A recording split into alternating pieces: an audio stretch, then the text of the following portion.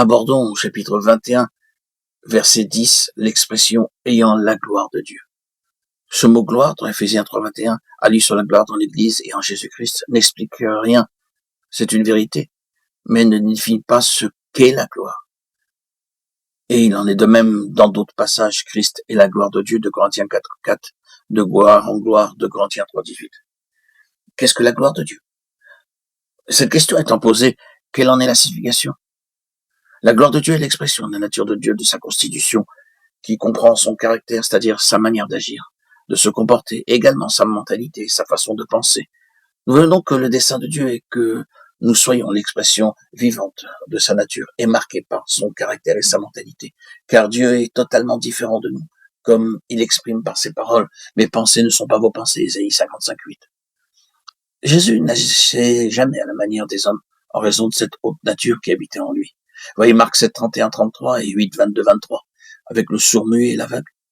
Il n'acquiesça pas à leur demande et opéra tout autrement. Sur la montagne de la transfiguration, Dieu donna à Pierre, Jacques et Jean un aperçu de la gloire de Dieu. Bien qu'alors, ils n'étaient pas même d'en saisir la signification spirituelle. Mais cet événement leur permit de voir cette gloire dans le Fils de Dieu et de considérer ce que sera l'issue de l'épreuve de notre foi.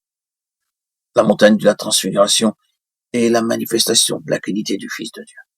C'est pour arriver là que nous gémissons en nous-mêmes. 2 Corinthiens 5, 2-4. Jean dit, elle avait la gloire de Dieu. Apocalypse 21, 10. La gloire n'est pas quelque chose qui est vu, c'est quelque chose d'intérieur. C'est ce que nous possédons de Christ et qui a été implanté en nous par les voies de Dieu. Ce sont les valeurs spirituelles et morales de Christ qui font partie intégrante de notre constitution. Elle est toujours la fin d'une histoire quand tout a été accompli sous le gouvernement des cieux, que la pensée pleine et entière de Dieu a été réalisée et le modèle révélé et obtenu. Ceci est montré avec le tabernacle et le temple. Elle est donc liée au plan de Dieu parfaitement réalisé. Jean a vu l'Église ayant la gloire de Dieu, remplie de la nature de Dieu, sans plus aucune trace de l'ancienne création, sans tache ni ride, ni rien de semblable, mais sainte et irréprochable. Éphésiens 5, 27. Alors que nous sommes dans ce corps, l'œuvre de la croix et du Saint-Esprit consiste à éliminer ce qui en nous est de l'ancienne création, pour que s'exprime le caractère et la mentalité du Fils de Dieu, et que s'accomplisse ce que Paul déclare en 2 Corinthiens 3.18.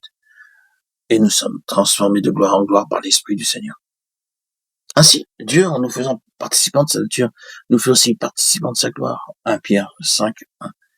Pendant bien longtemps, nous ne savons pas ce qu'est la gloire. Nous ne comprenons pas ce mot. Nous y pensons en termes de bénédiction. Cependant, elle restera toujours le quotient d'une histoire spirituelle, faite d'épreuves et de sombres vallées où tout s'obscurcit, et où l'on se sent bien pauvre et dépourvu. Oui, nous sommes appelés à descendre et à atteindre de telles profondeurs pour en remonter, avec de nouvelles richesses qui, jusqu'alors, nous étaient cachées. C'est ainsi que les valeurs de nature de cette vie nous constituent selon lui-même et font de nous des économes pour sa maison. 1 Corinthiens 4, 1, 2.